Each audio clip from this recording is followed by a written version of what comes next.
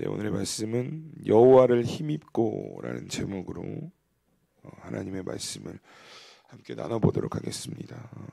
먼저 지난 말씀을 좀 다시 돌아보자면 이제 다윗이 블레셋에 함께하면서 이스라엘을 공격할 수밖에 없었던 위기에 처했습니다. 그 동족들을 향해서 칼을 겨눠야 되는 상황 가운데 있었는데 다행스럽게도 하나님께서 다윗을 도우셨고 그 다윗이 깊게 꼬였던 매듭을 하나님께서 은혜로 풀어주시게 됩니다. 그래서 그 위기를 넘기고 다시 자신의 거주지였던 시글락으로 다시 돌아오게 됐는데, 그런데 이제 시글락으로 돌아온 이 다윗의 눈에 들어온 것이 무엇이었냐면 활활 불타오르고 있었던 자신의 거주지와 또 사라져버린 가족들이었습니다. 그러니까 하나의 위기를 넘기고 다시 거주지로 돌아왔건만 또다시 절망적인 상황이 이 다윗이 함께한 이 백성들에게 펼쳐졌다라는 것이죠. 오늘 본문 우리가 읽지는 않았지만 1절과 2절을 보면 이 공격이 누구로부터 시작되었느냐라는 것을 우리가 알 수 있게 되는데, 우리 1절과 2절 말씀 우리 함께 읽어보도록 하겠습니다. 시작. 다윗과 그의 사람들이 사흘 만에 시글락에 이른 때에 아말렉 사람들이 이미 네겝과 시글락을 침노하였는데 그들이 시글락을 쳐서 불사르고 거기에 있는 젊거나 늙은 여인들은 한 사람도 죽이지 아니하고 다 사로잡아 자기 길을 갔더라. 아멘. 여러분 600명의 군사가 이제 다시 돌아왔는데 이 아말렉의 공격에 의해서 거주지가 완전히 활활 불타오르는 상황을 맞이하게 됩니다. 그러니까 앞서 27장을 보시면 이 다윗이 블레셋에 거주하면서 그술, 기르스, 아말렉들을 침노하였다라는 것을 우리가 말씀으로 함께 나눴는데, 이 그술과 기르스와 아말렉은 그 당시에 이스라엘을 굉장히 괴롭혔던 족속들이었다라는 것이죠. 그래서 다윗이 물론 블레셋에 지금 투항에 있지만 블레셋에 있지만 이 이스라엘을 위해서 다윗이 일을 했는데 그 이스라엘을 위해서 했던 그 일 때문에 지금 자신과 자신의 군사들에게 아주 큰 위기가 찾아오게 되었다라고 성경이 말씀하고 있는 것입니다. 그런데 불행 중 다행이다라고 우리가 생각할 수 있는 것은 무엇이냐면 자녀들 그리고 아내들의 시체가 보이지 않았다라는 것입니다. 시체가 보이지 않았다라는 것은 무엇이냐? 아직은 살아있다라는 이야기가 되는 것이죠. 근데 그럼에도 불구하고 어쨌든 자신들이 거주했던 거주지가 다 불타버렸고 또 나의 자녀와 아내들이 사라졌으니까요. 여러분 이들이 얼마나 마음이 낙심했겠습니까? 그래서 4절 말씀을 보면 뭐라고 말씀하고 있냐? 다윗과 그와 함께한 백성이 울 기력이 없도록 소리를 높여 울었다라고 성경이 말씀하고 있습니다. 그러니까 울 기력이 없도록 소리를 높여 울었다라는 것은 무슨 말이냐면 그냥 기력이 다할 때까지 우는 거예요. 울 수 없을 때까지, 눈물이 흐를 때까지 그냥 계속 울었다라는 거죠. 이것이 이제 슬픔이 극에 달했을 때에 인간들에게 나오는 하나의 반응인데, 그런데 여러분 슬퍼할 수 있습니다. 이거 우리의 공감이 가죠. 거주지가 활활 불타올랐고 또 아내도 사라졌고 자녀들도 사라졌기 때문에 그 마음이 슬퍼한다라는 것을 우리가 이 성경을 읽으면서도 공감을 할 수 있다는 것입니다. 그런데 공감은 할 수 있는데 문제가 무엇이냐면 그 다음 이들의 행동이었다는 거예요. 마음이 슬프고 어려울 때 어떻게 행동했어야 되는지 이들이 분명히 알고 있었지만 이 다음에 이들의 행동이요 너무나 잘못된 방향으로 지금 흘러가고 있었다는 것을 우리가 성경의 말씀을 통해서 확인해 볼 수가 있는데, 우리 6절 말씀입니다. 오늘 본문의 6절 말씀 우리 한 목소리로 함께 읽어보도록 하겠습니다. 시작. 백성들이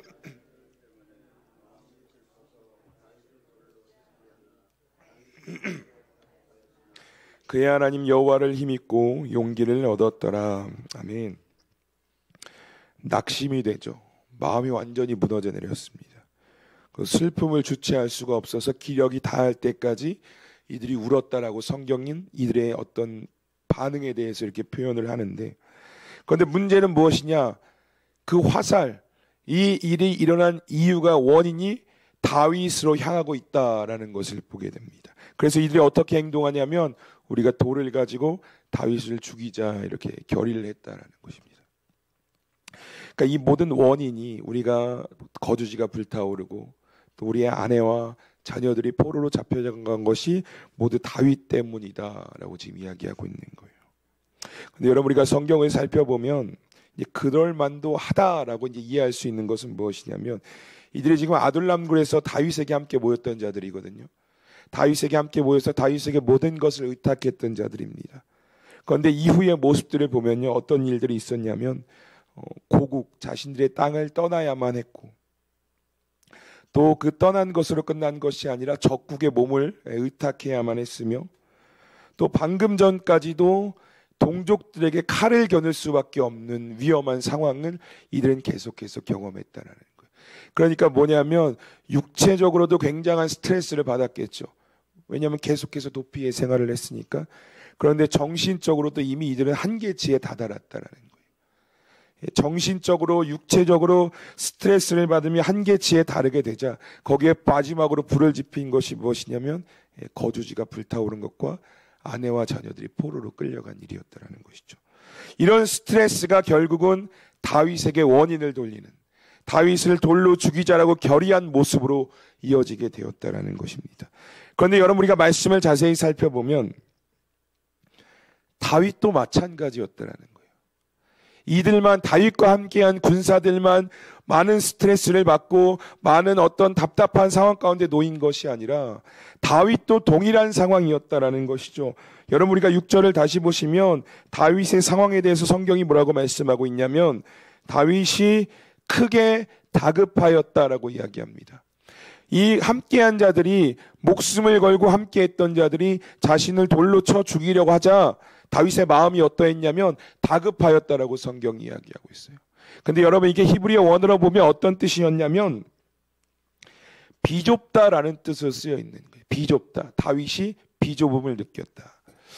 제가 이번 주 주일날 이제 현수막 저기 이제 있는 거 이제 뛰면서 저희 이제 지하 본당 내려가는 문 옆에 조그만 이렇게 문이 있거든요. 사다리가 거기 놓여 있는데 항상 이제 사다리가 거기 있으니까 이제 이렇게 문을 열고 사다리가 끌려니까 사다리가 좀 안쪽에 들어가 있는 거예요. 누가 깨끗하게 정리를 하셨더라고요. 그래서 들어가야겠다 했는데 들어가니까 막 몸이 끼는 거예요. 이게 보시면 이제 가시면 아시겠지만 요만하거든요. 제가 제 몸을 너무 간과했던 것 같아요. 내가 할 수 있겠구나 해서 했는데 안 되겠다. 그래서 제가 다급히 김호미 권사님 불러가지고, 권사님 이게 제가 몸이 끼어가지고 사다리를 빼지 못할 것 같습니다. 굉장히 답답함을 제가 그때 느꼈거든요. 그러니까 오늘 다윗도 이런 답답함을 느낀 거예요. 왜냐하면 다윗도 지금 아내가 사라졌거든요. 아내도 사라졌지, 계속해서 사울이 공격했던 그 도피의 어떤 그 모습들이 다윗의 굉장히 육체적인 스트레스를 가져왔을 뿐더러 더군다나 지금 함께했던, 나와 함께했던 백성들이 나를 돌로 쳐 죽이려고 하는 이런 상황이 오니까 다윗이 다급했다라는 거예요. 이 온갖 스트레스가 다윗을 압박하고 있는 상황도 다윗이 지금 동일하게 겪고 있었다라고 우리가 성경을 통해서 확인할 수 있는 것이죠. 이 낙심, 마음이 낙심한 것으로 인해서요, 다윗도, 이 다윗과 함께한 군사들도 서로 막 불신하게 만들었다는 거죠. 여러분, 이 다윗의 공동체가요, 목숨을 걸고 함께했던 이 공동체가 무너질 위기에 처해 있다라는 것을 오늘 우리가 성경을 통해서 볼 수 있게 됩니다. 여러분, 저는 오늘 이 말씀을 보면서 준비하면서 다윗의 공동체에 일어난 이 작금의 일들을 보며 사단이 이 주의 공동체, 교회 공동체를 무너뜨리는데 주요하게 사용하는 방법이 무엇이냐, 바로 마음을 낙심시키는 것이다라는 것을 깨닫게 되었습니다. 이 교회 안의 공동체를 사단이 무너뜨리기 위해서 무엇을 하냐면 서로의 마음을 서로에게 낙심시켜 버리는 거예요. 마음이 무너지게 만들어서 서로를 신뢰하지 못하게 하고 그 결과 서로를 향해 손가락을 내밀고 비방하게 만드는 것이 사단이 오늘날 우리의 교회 공동체를 무너뜨리는 그 공격의 방법이다라는 것이죠. 여러분, 신명기 1장 28절을 보면 이렇게 말씀합니다. 우리가 어디로 가랴?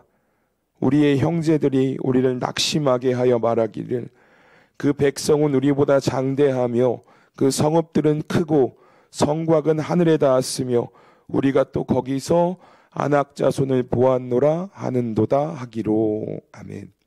여러분 어떤 말씀인지 아시죠? 출애굽 과정 속에서 하나님께서 12명의 정탐꾼을 가나안 땅에 보내셨던 사건을 이야기합니다. 이 가데스 바네아에서 12명의 정탐꾼을 보내시고 그 12명의 정탐꾼이 가나안 땅을 정탐하고 돌아옵니다. 근데 돌아오고 나서 반응이 두 가지로 나뉘는 거예요. 10명은 안 된다 이거예요. 다 좋은데 열매도 아름답고 환상의 땅인데 안 된다라는 거예요. 왜 안 되냐? 거기에 안악자손이 있었다는 거예요. 네피림의 후손인 거인족이 있기 때문에 그들에 비해서 우리를 보니까 우리가 너무 메뚜기 같다라는 10명의 고백이 정탐의 보고가 이어지는데 그 마음을 듣고 백성들이 어떻게 반응했느냐? 이렇게 반응했다는 거예요. 우리를 낙심하게 만들었다는 거예요. 그 안 좋은 소식이 공동체에 전해진 그 안 좋은 소식이 그냥 이렇구나라고 끝난 것이 아니라 서로의 마음을 낙심시켜 버렸다라고 성경이 말씀하고 있는 것입니다. 그런데 이 낙심시키고 끝난 것이 아니라 이후에 어떤 일들이 일어나냐면 이 백성들이요 지도자였던 모세와 아론을 향해서 항의하기 시작합니다. 이 모세와 아론을 향해서 항의하고 돌을 던지려고 하고 곧 이것은 누구를 향한 비방이냐? 하나님을 향한 비방까지 지금 이어지는 거예요. 이 일이 어디서부터 시작되었냐면요 마음이 낙심하는 데 시작됐다는 거예요. 이것이 사단이 교회 공동체를 그리스도인의 공동체를 무너뜨리는 데 가장 주요하게 사용하는 방법 중에 하나다라는 것이죠. 마음을 낙심시키는 것. 그래서 우리가 주변의 교회를 보면요 이런 어떤 낙심의 문제로 인해서 공동체가 와해되거나 힘들어하거나 또는 위기를 겪게 되는 경우를 우리가 보게 된다는 것이죠. 그러니까 사소한 것 하나를 통해서 사단은 우리를 무너뜨리려고 언제든지 준비하고 있다는 것입니다. 그래서 여러분 이 교회 공동체에 속한 우리는요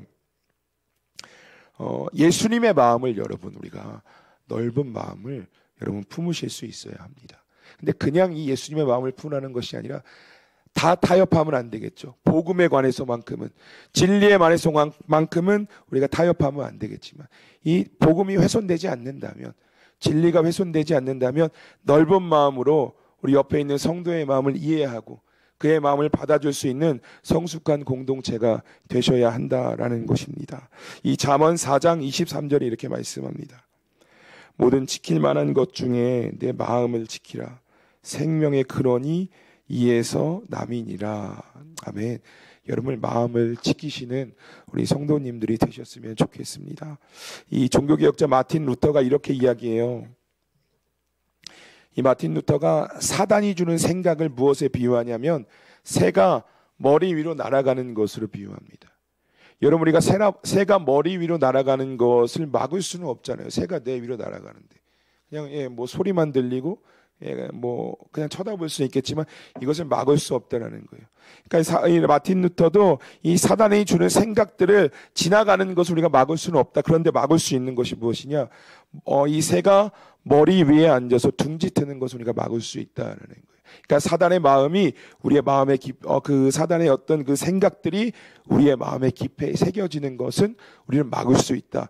그렇게 나아가서는 안 된다라고 지금 우리에게 권면의 말씀을 주고 있는 것인데, 여러분 우리가요 교회도요 여러분 사실 보면 우리 공동체는 보면 서로 자라온 환경이 다르고요 살아온 환경이 다르거든요.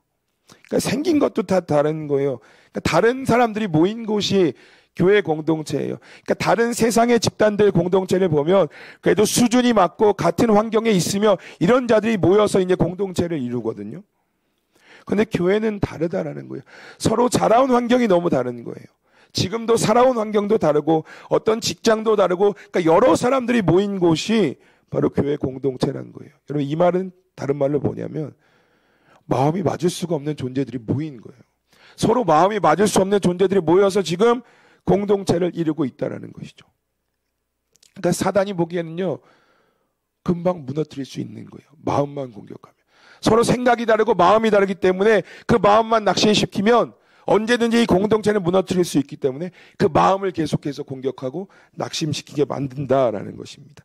그래서 여러분, 우리가요, 교회 안에서는요, 공동체 안에서는요, 여러분 서로에 대해 말 한마디도 조심하셔야 되고요, 행동 하나도 조심하셔야 돼요. 왜냐하면 사단은 언제든지 그 마음을 무너뜨리기 위해서 작은 것 하나를 놓치지 않고 공격하기 위해 우리의 공동체를 무너뜨리기 위해서 언제든지 지금도 준비하고 있기 때문이에요. 그러니까 여러분, 우리가 서로를 대하실 때는요, 정말 조심스럽게 말 한마디도 한 번 더 생각하시고 전하시고, 행동 하나도 한 번 더 생각하시고, 또 하나 필요한 것은 무엇이냐? 아까 말씀드렸지만 예수님처럼 넓은 마음을 품으시면 됩니다. 연약한 존재다. 성도, 우리가 서로 다른 환경 때문에 모였기 때문에, 다른 존재로 모였기 때문에 이렇게 행동할 수밖에 없구나라는 그런 넓은 마음을 품으신다면 우리의 공동체는 어떤 사단의 공격에, 어떤 공격에도 무너지지 않고 쓰러지지 않고 더 단단한 공동체가 되어갈 줄 믿습니다. 그러니까 여러분, 이해하세요. 왜 나한테 이런 얘기하지? 이렇게 하지 마시고, 이렇게 얘기할 수밖에 없는 상황이 있겠구나 라고 이해하시고 품어주셔서 우리 수암 공동체가 더욱더 든든하게 어떤 공격에도 흔들리지 않는 견고한 성과 같은 아름다운 믿음의 공동체가 되어 나가시기를 주님의 이름으로 축복합니다. 다윗과 함께한 사람들이요, 마음이 낙심이 됐어요. 다윗을 돌로 막 쳐 죽이려고 하자 다윗이 어떻게 행동한 줄 아십니까? 오늘 본문 7절과 8절에 이렇게 말씀하고 있습니다. 우리 함께 읽어보도록 하겠습니다. 7절과 8절입니다. 시작.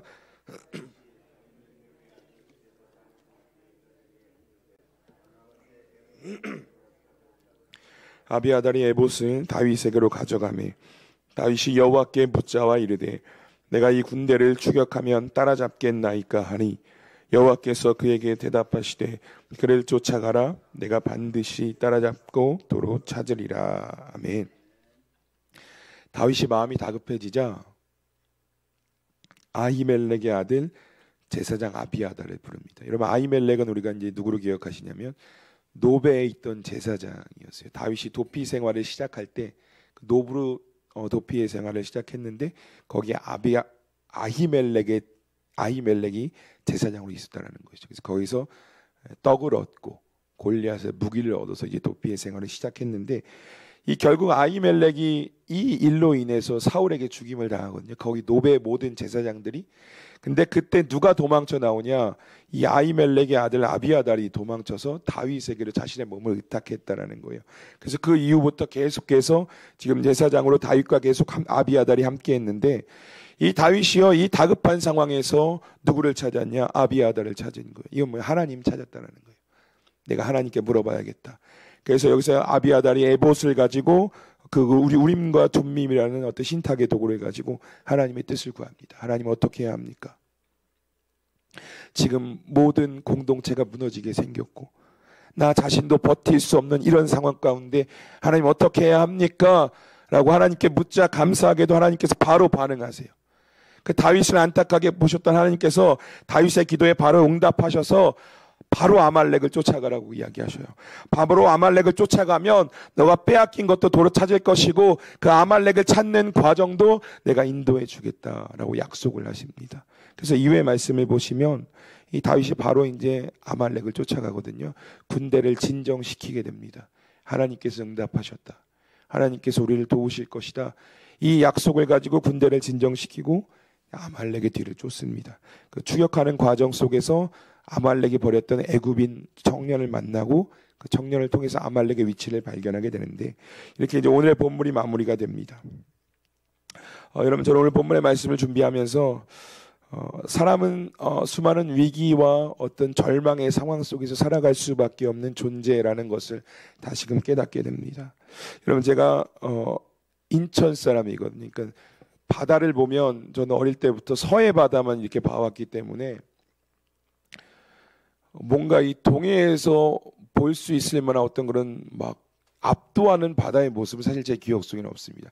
그럼 이제 서해 가보시면 알겠지만 되게 잔잔하거든요, 바다가. 그러니까 노을이 아름답고 잔잔하고 파도도 그렇게 막 크게 치지 않는 곳이 이제 서해인데, 제가 이제 뭐 이전에도 그렇고 이제 울산으로 오면서 가끔 바다를 가보면 막 바다에 압도되는 그런 어떤 장관을 막 경험하게 되거든요. 파도가 너무 막 부서지게 친다라는 말이 이해될 정도로 큰 파도를 막 보고 바다의 어떤 모습에 압도를 당하게 되는데, 근데 이 계속해서 몰아치는 파도 속에서 어떤 것을 생각하게 되었냐면, 이 파도가 주기적으로 계속 찾아오거든요. 한 번 치고 끝나는 것이 아니라 한 번 치고 좀 이따 또 치고 계속해서 수없이 이어진다는 것이죠. 이것을 보면서 우리가 살아가는 인생도, 우리가 살아가는 삶도 이 파도와 같이 어려운 일들이 계속해서 찾아오는 인생과 같구나라는 것을 여러분 깨닫게 되었습니다. 하나가 넘어가면, 하나의 위기가 끝났다라고 하면 어느샌가 나도 모르게 또 다른 위기가, 또 다른 절망적인 상황이 우리를 찾아오게 된다는 것이죠. 이 다윗도 여러분 마찬가지 아닙니까? 앞서 블레셋의 몸을 의탁하면서 자신의 동족들을 향해서 칼을 겨눌 수밖에 없는, 그러니까 이게 자칫 전쟁에 나가면 나중에 왕위에 오르는데, 왕이 되는데 굉장히 큰 걸림돌이 될 수밖에 없는 상황이었다는 것이죠. 그런데 이 위기를 하나님의 은혜로 어떻게 해결합니다. 하나님께서 다윗을 도우셔서 이 하나의 위기를 넘어가요. 그런데 오늘 본문에 넘어오니까 이 위기를 끝내고 거주지로 돌아오니까 또 다른 위기가 찾아온 거예요.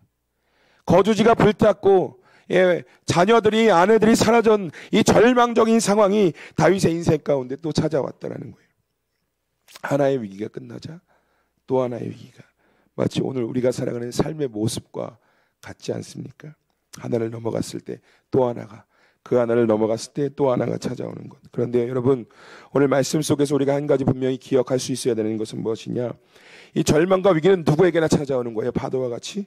그런데 성도로서 반드시 기억해야 할 것이 하나 있다는 것을 우리가 말씀을 통해서 고백할 수 있게 됩니다. 우리 6절 말씀 다시 한번 읽어보도록 하겠습니다. 오늘 6절 말씀입니다. 함께 읽겠습니다. 시작.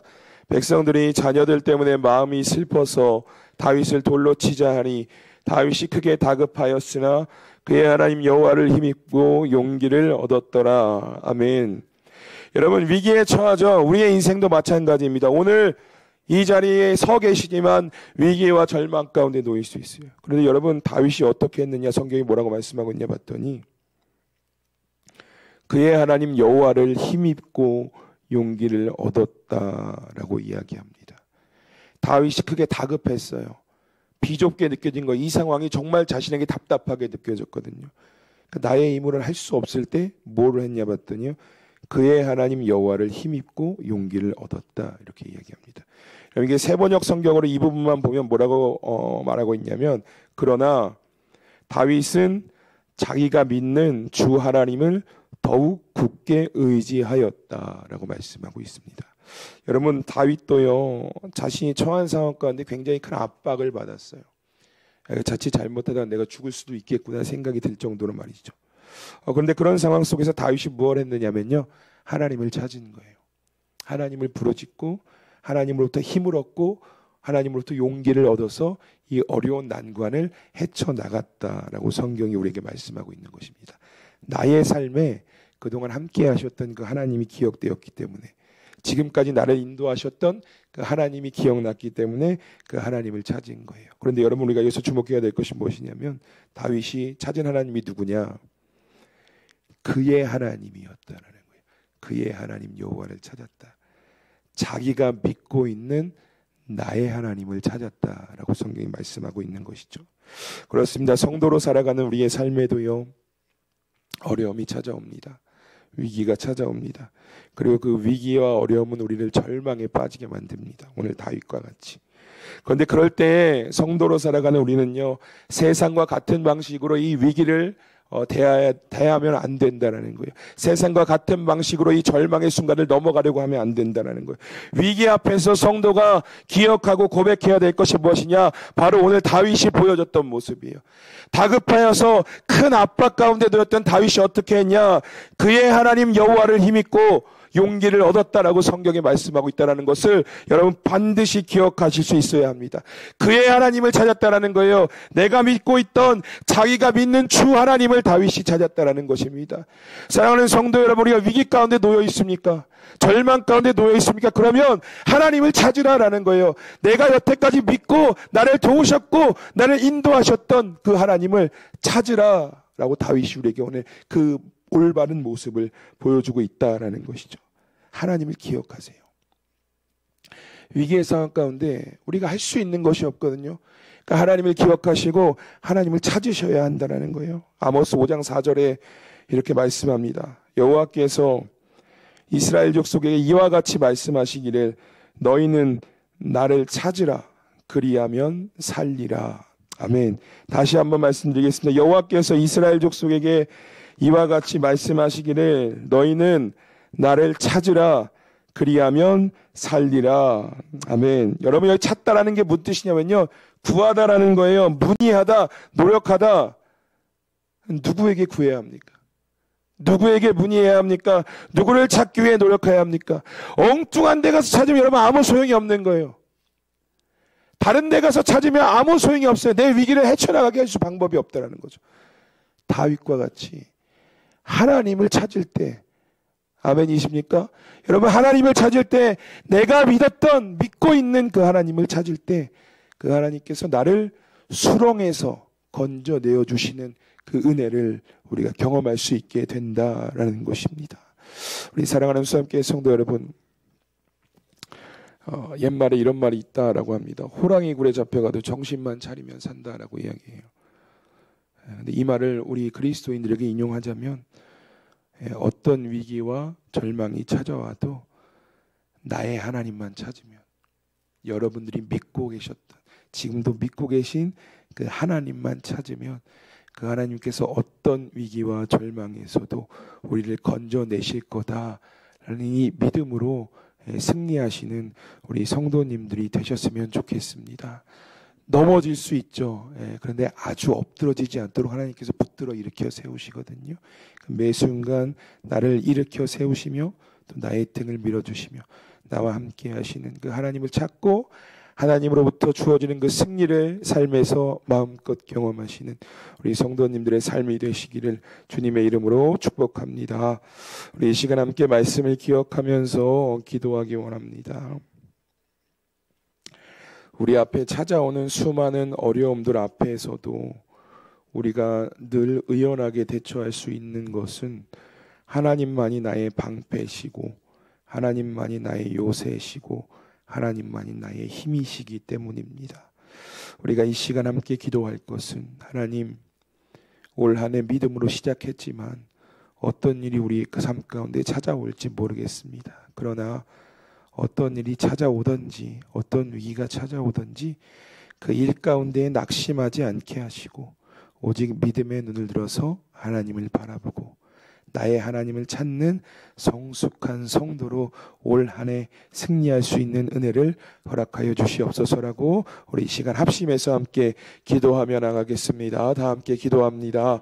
하나님 감사합니다. 오늘도 이 새벽 시간 우리를 불러주시고